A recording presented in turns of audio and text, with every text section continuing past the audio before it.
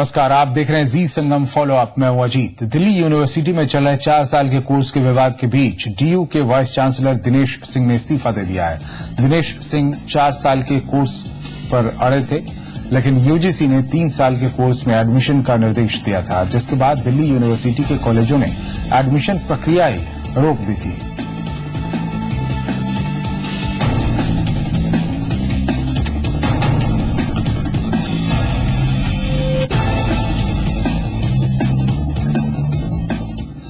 Professor Dinesh Singh ने DU में कुलपति रहते हुए कई उल्लेखनीय काम किए, जिसमें 4 साल का अंडर ग्रेजुएट कोर्स लागू करना प्रमुख रहा। इसके अलावा दिनेश सिंह ने शिक्षकों की बायोमेट्रिक हाजिरी का सिस्टम लागू करवाया और कक्षाओं में शिक्षकों की मौजूदगी को सुनिश्चित कराने की दिशा में काम किया। डीयू से इस्तीफा देने वाले प्रोफेसर दिनेश सिंह ने सेंट स्टीफेंस कॉलेज दिल्ली से ही पढ़ाई की है, जबकि पीएचडी इंपीरियल कॉलेज लंदन में पूरी की, जिसके बाद 1981 से 1983 तक सेंट स्टीफेन कॉलेज में बतौर प्रवक्ता नियुक्त हुए। इस बीच 1994 में आईआईटी दिल्ली में बतौर असिस्टेंट प्रोफेसर भी काम किया। 1994 से 1996 तक भारतीय सांख्यिकी संस्थान में विजिटिंग वैज्ञानिक रहे। इसके बाद 1997 में डीयू के गणित विभाग में बतौर प्रोफेसर तैनात हुए। 2005 से 2010 तक डीयू साउथ कैंपस के डायरेक्टर भी रहे, जिसके बाद डीयू के प्रो वीसी बनाए गए और फिर 29 अक्टूबर 2010 में डीयू के कुलपति बने।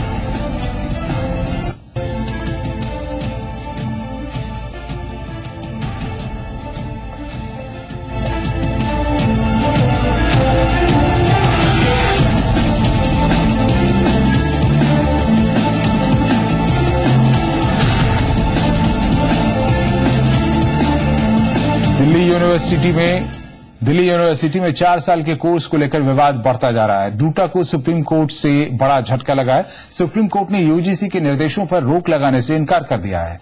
कोर्ट ने डूटा को दिल्ली हाई कोर्ट जाने का निर्देश दिया है। वहीं दिल्ली यूनिवर्सिटी टीचर्स एसोसिएशन के सदस्य भूख हड़ताल पर चले गए।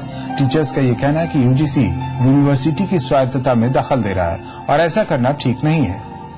आपको बता दें, आज डीयू में नए सेशन को लेकर पहली कट ऑफ लिस्ट जारी होनी थी, लेकिन अब ये लिस्ट जारी नहीं होगी। 4 साल के कोर्स को लेकर कोई फैसला होने तक एडमिशन पर रोक लग गई है। यूजीसी और दिल्ली विश्वविद्यालय के बीच चल रहे इस विवाद के बीच तमाम जगहों पर छात्र संगठन इसका विरोध कर रहे हैं।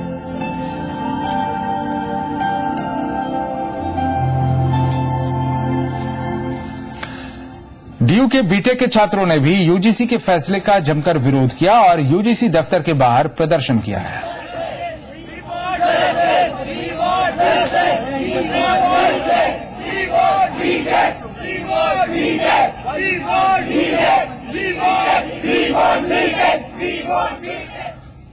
और यूजीसी विवाद के बाद वीसी ने इस्तीफा दे दिया। वहीं यूजीसी अपनी गाइडलाइंस पर कायम है। यूनिवर्सिटी में छात्रों में जश्न का माहौल है।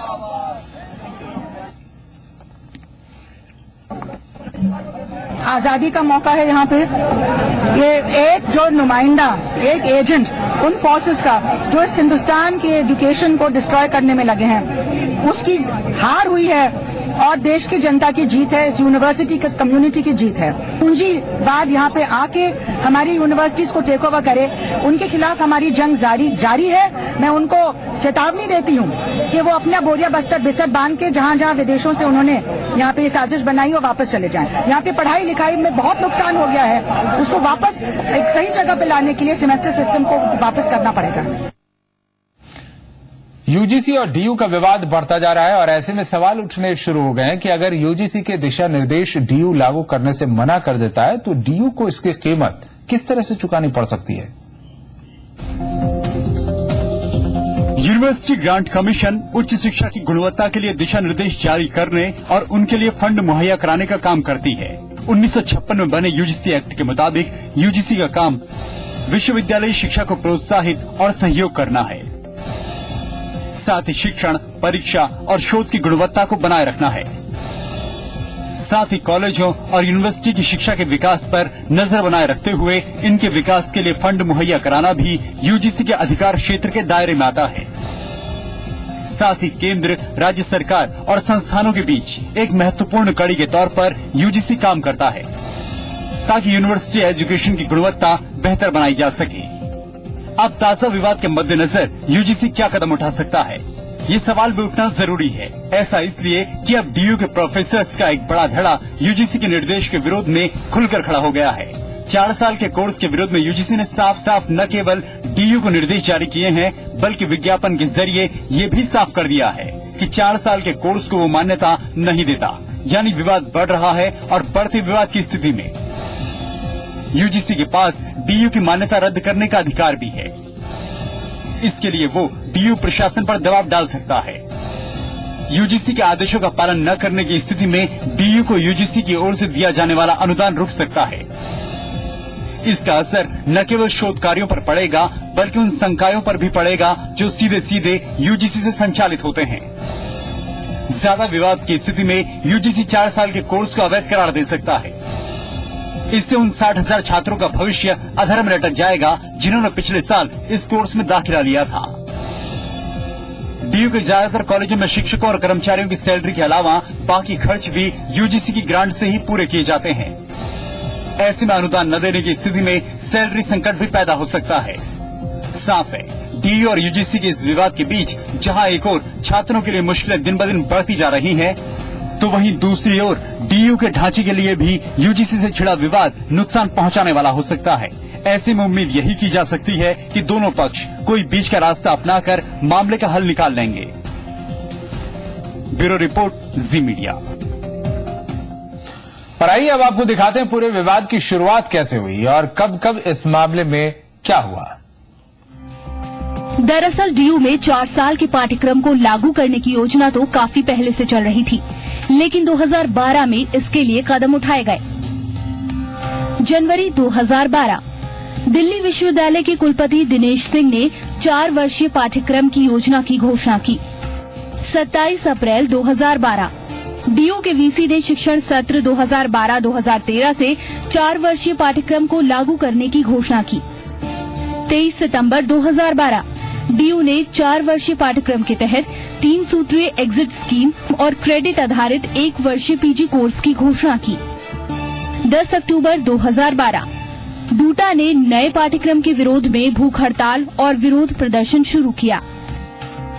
1 मार्च 2013 डीयू ने प्रचलित कोर्स जैसे बीए, बीएससी, बीकॉम और बी ऑनर्स आदि को खत्म करने की घोषणा की।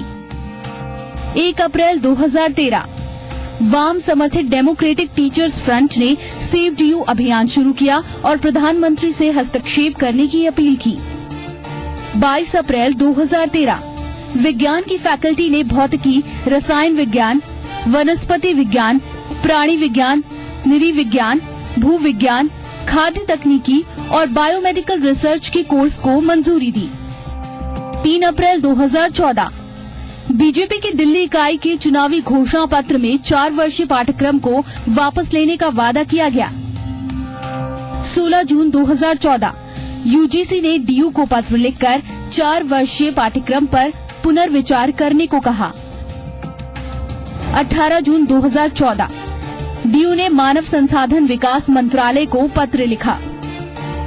20 जून 2014 यूजीसी ने पत्र लिखकर डीयू से 4 वर्षीय पाठ्यक्रम को वापस लेने के लिए कहा। 4 वर्षीय पाठ्यक्रम के पहले वर्ष के छात्रों के 3 वर्षीय पाठ्यक्रम में माइग्रेशन के लिए व्यवस्था की जाए। 2014-15 सत्र के एडमिशन 3 वर्षीय पाठ्यक्रम में लिए जाएं। 21 जून 2014 डीयू के एकेडमिक काउंसिल ने कुछ संशोधनों के साथ 4 वर्षीय पाठ्यक्रम के समर्थन में प्रस्ताव पारित किया। ब्यूरो रिपोर्ट, जी मीडिया। उत्तर प्रदेश के महाराजगंज की एक वारदात समाज को सोचने पर मजबूर कर देने वाली है। यहां 6 साल की बच्ची को अगवा कर उसके साथ रेप और फिर उसकी हत्या के बाद उसके शव को मिट्टी में दबा दिया गया। पुलिस ने इस मामले में जिन 2 संदिग्ध आरोपियों को हिरासत में लिया है वो दोनों ही नाबालिग हैं, जिन्होंने इस हत्या की बात कबूल भी कर ली है। अब ऐसे में सवाल यही कि क्या यूपी में बच्चे भी अपराध की राह में निकल पड़े हैं? यूपी के महाराजगंज जिले के नौतनवा थाना इलाके में जो कुछ हुआ उसे सुनकर हर कोई सन्न है। मामला रतनपुर गांव का है, जहां एक 6 साल की बच्ची का शव जमीन में गड़ा हुआ बरामद हुआ। मृतक के परिजनों के मुताबिक यही वो जगह है जहां 6 साल की बच्ची के साथ पहले तो दरिंदगी को अंजाम दिया गया और फिर उसकी हत्या कर उसके शव को मिट्टी में दबा दिया गया। वारदात 21 जून की है, जब 6 साल की बच्ची घर के बाहर खेलते हुए अचानक गायब हो गई। काफी खोजबीन के बाद परिजनों ने बच्ची की गुमशुदगी की रिपोर्ट पुलिस में दर्ज कराई। 6 साल की बच्ची थी और कब की घटना ये है, घटना शनिवार की 21/6/2014 की है और लगभग 2:30-3 के बीच की बात है और बच्ची हमसे मिली भी थी घर पे। और चूंकि हम अपने नहाने धोने में लग गए, उसके बाद क्या हुआ कि बच्ची अचानक निकली खेलने के लिए, तभी से पता चला कि हमारे 2 बच्चे रोते हुए आए घर पे कि बच्ची दीदी को किसी ने उठा ले गया साइकिल में बैठा के। बस यही इतना हम जाने। उसके बाद हमने पुलिस को तहरीर दिया। लेकिन 23 जून को आए एक फोन कॉल ने परिजनों के होश फाख्ता कर दिए। बच्ची के मिट्टी में दबे होने की सूचना मिलने पर परिजनों ने पुलिस को इत्तला दी, जिसके बाद शव को बाहर निकाला गया। क्या कि हमें पता चला कि किसी ने फोन किया हमारे नंबर पे, कैसा है बेटा तुम्हारे बच्ची को किसी ने देखो, वही गांव के आसपास में किसी मकान में भूसे का मकान है, भूसा रखा हुआ है उसी में, और उसी के बगल वाले रूम में का मार के फेंका गया है। फौरन वहाँ दफना गया था थोड़ी सी मिट्टी से, भूसा भाषा भी लगा हुआ था उसके शरीर में थोड़ा बहुत। क्या उसको मिट्टी के अंदर दबाया था? और सर जी मिट्टी के अंदर थोड़ा सा मिट्टी हाथ से डाला हुआ था और हल्का फुल्का भूसा भी लगा हुआ था। अब सर यही शंका लग रहा हमको कि कोई किसी ने रेप कर दिया है, रेप करके मार डाला है। वहीं इस मामले में पुलिस ने जिन 2 संदिग्ध आरोपियों को हिरासत में लिया है, दोनों ही नाबालिग हैं, जिसमें एक लड़के की उम्र 11 साल जबकि दूसरे की उम्र 13 साल है। एक लड़की पिछले शनिवार से लापता थी, जिसकी तलाश के बाद कल इनके परिजनों ने थाने पर रिपोर्ट लिखवाई थी, जिसके संबंध में अज्ञात में अपहरण का एक मुकदमा पंजीकृत हुआ था। आज एक नए नवनिर्मित मकान के फर्श पर इस लड़की को दबाया हुआ, मतलब मिट्टी से दबा हुआ था, वो इसकी डेड बॉडी बरामद हुई है और सस्पेक्ट के आधार पर हम लोगों ने 2 लड़कों को पकड़ा है और जैसा कि उनकी बातों से है कि इनके द्वारा ही ये लड़की को मार करके जो है इसको यहाँ पे दबाया गया है। ये दोनों लड़के, एक लगभग 13 वर्ष का है और एक लगभग 11 वर्ष का है और अब तक की जो पूछताछ है उसके आधार पर ये लोग उस लड़की को मारना बता रहे हैं।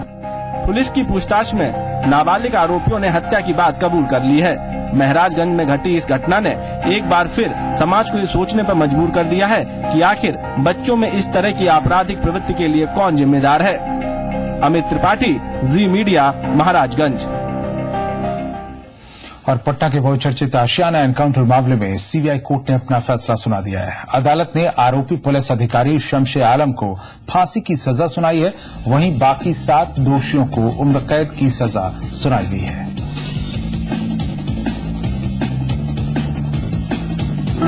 महंगाई 8 को सजा है। 8 में से 2 को हुआ था 302-149 में, एक कांस्टेबल अरुण कुमार सिंह को और शमशे आलम को। तो शमशे आलम को फांसी की सजा दी गई, डेथ पेनाल्टी और अदर पेनल ऑफेंसेस हैं। उससे क्या मतलब है, जब फांसी हुई तो उसमें क्या किसी में 1 साल किसी में 2 साल। अब बाकी रेस्ट अरुण कुमार सिंह को लाइफ इम्प्रिजमेंट हुआ टिल डेथ। 307 वाले को जिसको सजा हुई तो उसका भी लाइफ इम्प्रिजमेंट टिल डेथ। मैंने बाकी 6 दुकानदार हाँ, उनको भी लाइफ इम्प्रिजमेंट 307-149 में। ये मामला 12 साल पहले का है। 28 दिसंबर 2002 को शास्त्री नगर पुलिस स्टेशन के अंतर्गत पड़ने वाले आशियाना नगर क्षेत्र के बाजार में विकास रंजन, प्रशांत सिंह और हिमांशु शेखर नाम के छात्रों को फर्जी एनकाउंटर में मार दिया गया था। जिन 6 को इस हत्या के आरोप में दोषी पाया गया था, वो सम्मेलन मार्केट के दुकानदार थे, जिन्होंने इन छात्रों को बुरी तरह पीटा था। दरअसल एसटीडी बिल को लेकर छात्रों की टेलीफोन बूथ ऑपरेटर से झगड़ा हो गया और इस घटना के बाद मौके पर पहुंची पुलिस टीम ने तीनों छात्रों के सिर में गोली मार दी और रिपोर्ट में इन्हें डकैत करार दिया था। विकास रंजन के भाई मुकेश रंजन ने फर्जी एनकाउंटर की शिकायत की थी। पहले इस मामले की जांच स्थानीय पुलिस द्वारा की गई और इसके बाद सीआईडी ने इसकी जांच की। बाद में इसे सीबीआई को सौंप दिया गया। इस मामले में कुल 8 लोग दोषी करार दिए गए।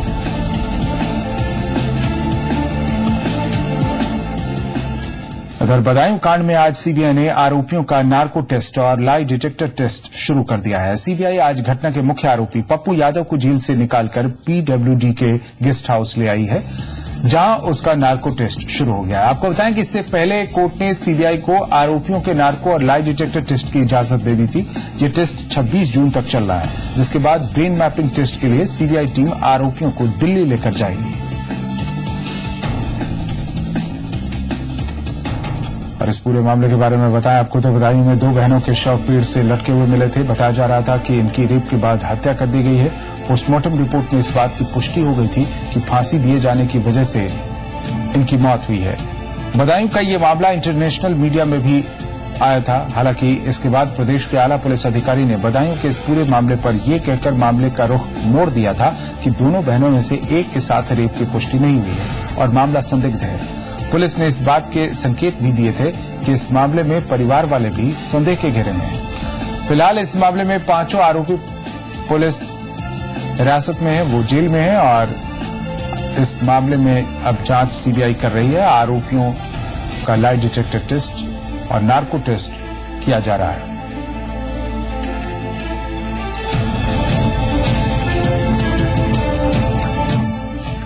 यूपी के मुरादाबाद से बीजेपी सांसद सर्वेश कुमार सिंह को मोबाइल फोन पर जान से मारने की धमकी मिली है और खास बात यह कि सांसद को धमकी उस वक्त मिली जब वो डीआईजी के पास बैठे थे। सांसद को धमकी मिलने के तुरंत बाद ठाकुरद्वारा थाने में रिपोर्ट दर्ज करवाई गई। हालांकि पुलिस अभी तक धमकी देने वाले का सुराग नहीं निकाल पाई है। उधर बीजेपी सांसद का यह कहना है कि सूबे की कानून व्यवस्था इस कदर खराब हो चुकी है कि बदमाश किसी को भी निशाना बना सकते हैं।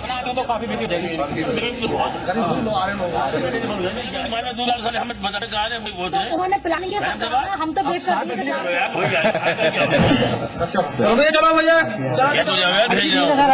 भैया आपस में बात। साइबर फ्रॉड के मामलों में ग्राहकों को राहत मिली है। अब साइबर फ्रॉड मामलों से नुकसान के मामलों में ग्राहकों की जिम्मेदारी अधिकतम 10,000 रुपए तक ही होगी। रिजर्व बैंक के नए नियमों के तहत ऐसे फ्रॉड जिनमें ग्राहकों की कोई गलती ना हो, उनके लिए बैंक जिम्मेदार होंगे। रिजर्व बैंक के नए नियमों से ग्राहकों का काफी भला होगा। बैंक अभी ऑनलाइन फ्रॉड के मामलों में अक्सर ग्राहकों की गलती बताकर पल्ला झाड़ लेते थे। ऑनलाइन धोखाधड़ी के शिकार ग्राहकों के लिए राहत की खबर है। रिजर्व बैंक के नए नियमों के तहत ऑनलाइन फ्रॉड के मामलों में ग्राहकों की जिम्मेदारी 10,000 रुपए तक की होगी। बाकी रकम की भरपाई बैंकों को ही करना होगा। फ्रॉड की सूचना बैंक को देने के बाद भी अगर कोई खाते से रकम निकाल लेता है तब भी बैंक ही जिम्मेदार माने जाएंगे। इंटरनेट बैंकिंग का पासवर्ड मिलने से पहले अगर गलत तरीके से फंड ट्रांसफर किया गया हो तो भी बैंकों को ही भरपाई करनी होगी। ऐसे मामले में जिनमें ग्राहक साबित कर दे कि बैंक ने गलती की है तो सारे नुकसान का जिम्मा बैंक पर ही होगा। ऑनलाइन फ्रॉड पर बैंक पहले के मुकाबले सतर्क हो रहे हैं, साथ ही ग्राहकों को भी जागरूक बना रहे हैं, जिससे ऑनलाइन फ्रॉड की संख्या में थोड़ी कमी आई है, लेकिन इसमें होने वाला नुकसान बढ़ रहा है। रिजर्व बैंक के आंकड़ों के मुताबिक 2011-12 में ऑनलाइन फ्रॉड के करीब 10,000 मामले सामने आए थे, जिसमें करीब 38 करोड़ रुपए का नुकसान हुआ था, जबकि 2012-13 में साइबर क्राइम के मामलों की संख्या घटकर 8,800 के करीब रह गई, लेकिन नुकसान की रकम 70 करोड़ रुपए के करीब पहुंच गई है। बैंक ग्राहकों के साथ ऑनलाइन धोखाधड़ी के तरीके बढ़ रहे हैं। पहले साइबर क्रिमिनल्स फिशिंग के जरिए ग्राहकों को चूना लगाते थे, लेकिन बैंकों का डेटाबेस हैक करने और कार्ड की क्लोनिंग जैसे रास्ते अपना रहे हैं। रितेश मेहता, जी मीडिया, मुंबई। और राजस्थान के पुष्कर में विदेशी महिला के साथ मारपीट का मामला सामने आया। मारपीट के बाद महिला के कपड़े फाड़े गए और उसके बाद लूटपाट भी की गई। महिला ऑस्ट्रेलिया की रहने वाली है। वारदात के वक्त महिला का पति भी साथ था। शराब के नशे में धुत थे यहां पर बदमाश। पुलिस ने मामला दर्ज कर लिया है, लेकिन आरोपी अभी भी पुलिस की पहुंच से दूर है।